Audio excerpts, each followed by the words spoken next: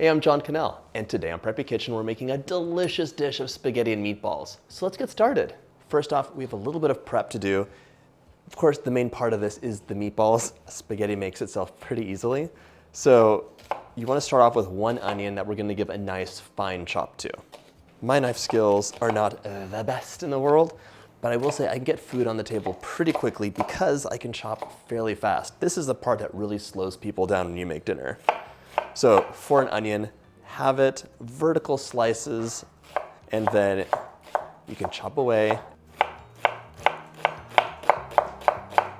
I also want a 1/4 cup or about 10 grams of beautiful fresh flat leaf parsley, not the waxy curly kind.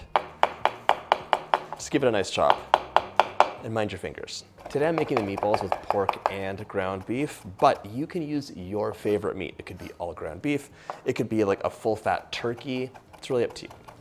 The main thing is to not choose a super lean meat because then your meatballs are gonna be rubbery. Blech. Okay. You also want 1/2 cup of freshly chopped basil. This adds so much flavor. It's one of the things I love growing in my garden.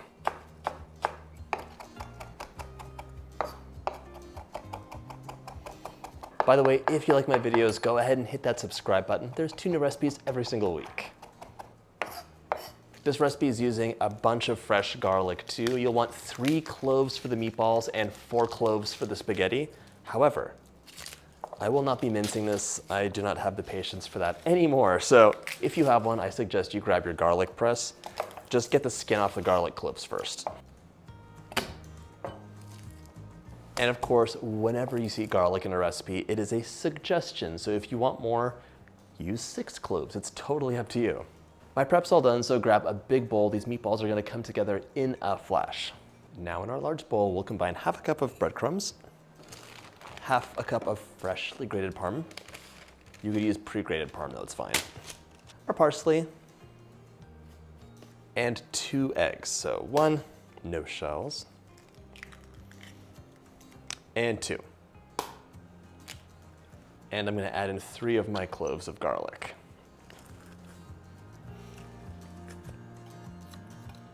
And for some seasoning, 1.5 teaspoons of salt. And 3/4 of a teaspoon of cracked pepper.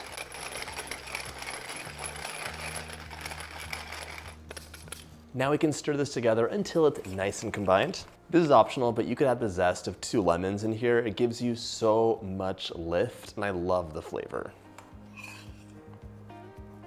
My delicious ingredients are all mixed up, so now we're gonna add 1 pound of ground beef, and 1 pound of ground pork.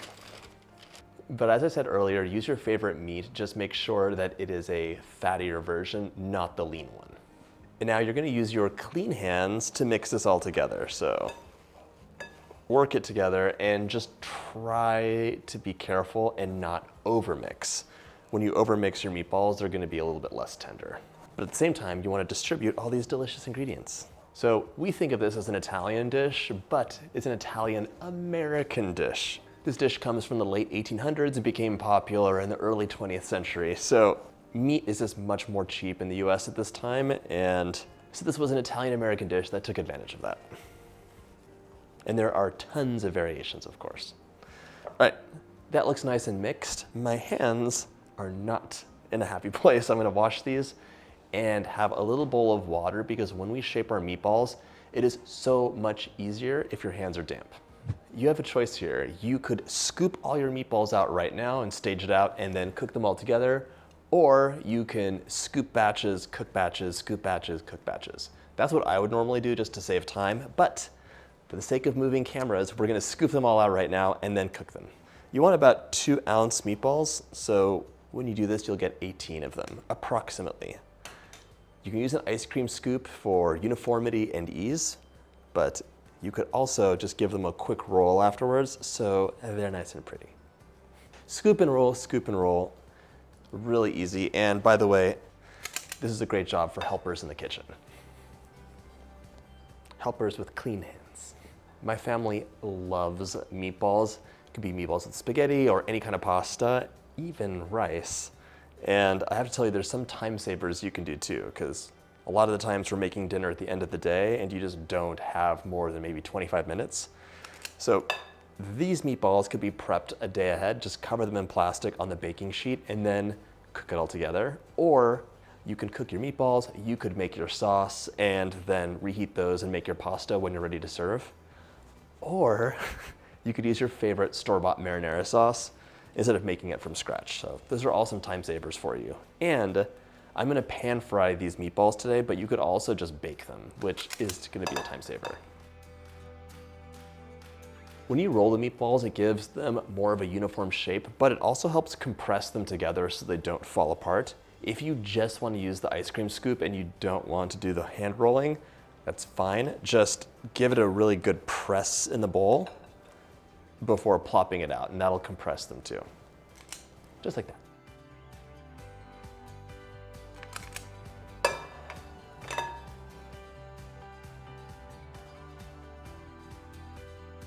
Once your first batch or all of your meatballs are formed, it's time to get that Dutch oven nice and hot, medium heat, and you're gonna add about 3 tablespoons of olive oil. 1, 2, 3, perfect. Give us a minute or two so the oil is nice and hot. It should be shimmering in the pan, and then we're gonna start cooking these up. You're gonna turn your meatballs occasionally so they brown all over, and they're gonna finish cooking in the sauce as it simmers. So don't worry about having them cooked all the way through. We're just getting some color and developing the flavor. My oil is nice and hot. It's time to add the meatballs in. And the main thing is not to overcrowd them, so give them a little bit of room. And I will admit that I have slightly smaller meatballs than I should. I just used the wrong scoop. It's fine, it just means it's more work for me. You get that 2-ounce scoop. Supposed to have like 18 meatballs and I had 20 something, so I knew something had gone wrong.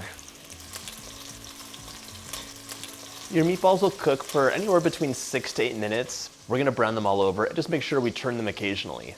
If you don't wanna do this because it's too much work for you or you don't love pan frying, pop them onto a baking sheet, bake at 400 degrees for 20 to 30 minutes or until they're baked mostly through.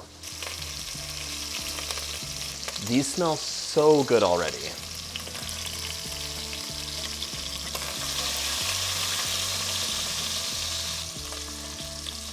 Okay.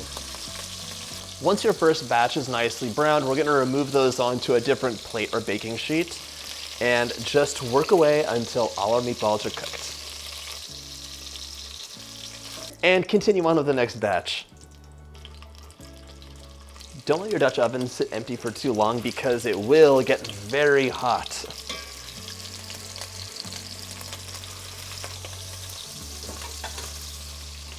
My last batch is all browned, so I'm taking these out and setting them aside, and now we can work on the sauce. Technically, you could have started the sauce at the same time you were browning these, but that's very complicated to explain, so we're gonna do this one at a time. It's hard to explain on camera, that is.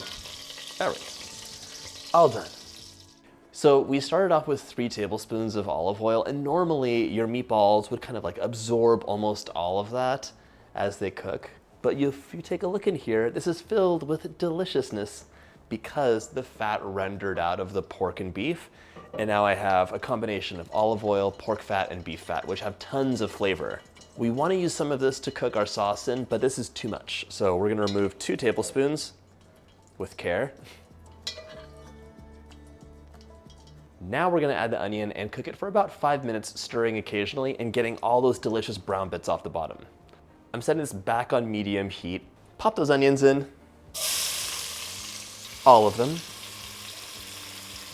And now we're gonna stir and scrape the pot down. You wanna get those brown bits off so they are in the sauce and adding flavor. Smells so good. So my onion's nice and softened. It's been about 5 minutes, and now we're gonna add our garlic. Add your minced garlic in, or if you're using a press it in.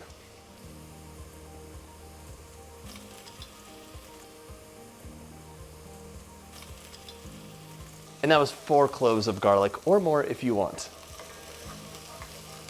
Now we're adding 1/4 to 1/2 teaspoon of optional red pepper flakes. I love the heat though.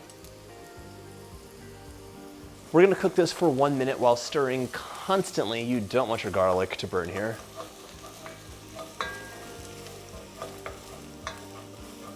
Now it's time to add 2 28-ounce cans of crushed tomatoes.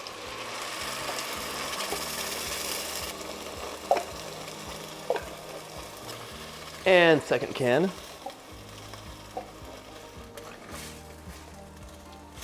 And half a cup of water just to help thin things out a bit. It might seem like you have a lot of fat in here if you're seeing some bubble up to the top, but it's really going to change the mouthfeel of the sauce and help coat the pasta better. I mean, honestly, you could add some more oil back in here if you want. Once your crushed tomato and water are in, we can add a bay leaf in. It will add flavor, I tell you, even though it seems weird to add 1 leaf you're gonna take out. And 1 teaspoon of dried oregano. We're also gonna add 2 teaspoons of salt and 1 teaspoon of black pepper. And a teaspoon of black pepper.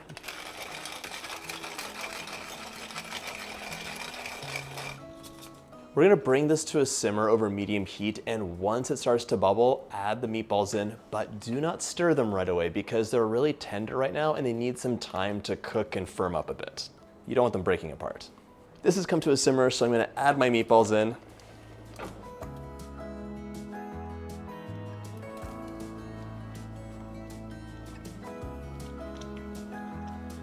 And cover this up. I can hear that this came to a simmer again, so I'm gonna reduce heat all the way to low, and we're gonna let this simmer away covered for 1 hour. Every 15 minutes, give it a nice stir so those meatballs cook evenly and the sauce doesn't burn at the bottom. So it's been about 15 minutes. I'm gonna give this a stir. Ooh, bubbling away.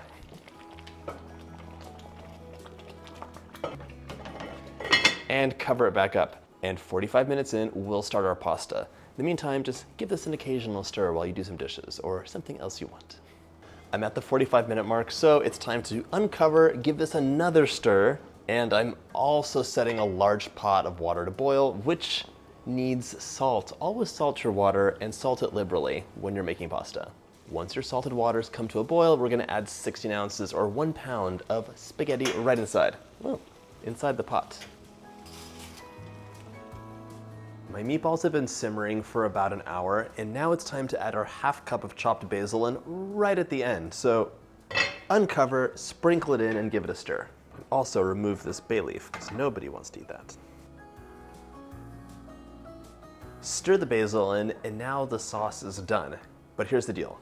My pasta just finished cooking. I drained it, and I reserved a little bit of the pasta water, which is always a good idea. You want to have some of that starchy water that you can mix in to thin things out if needed.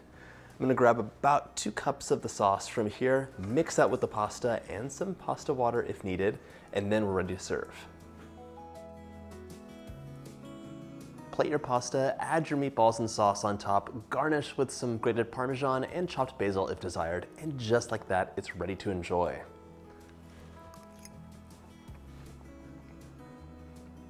I don't care what brand it is, homemade sauce is better every single day, and this one is packed with flavor. All that cook time really simmered the flavors together, and it is just delicious.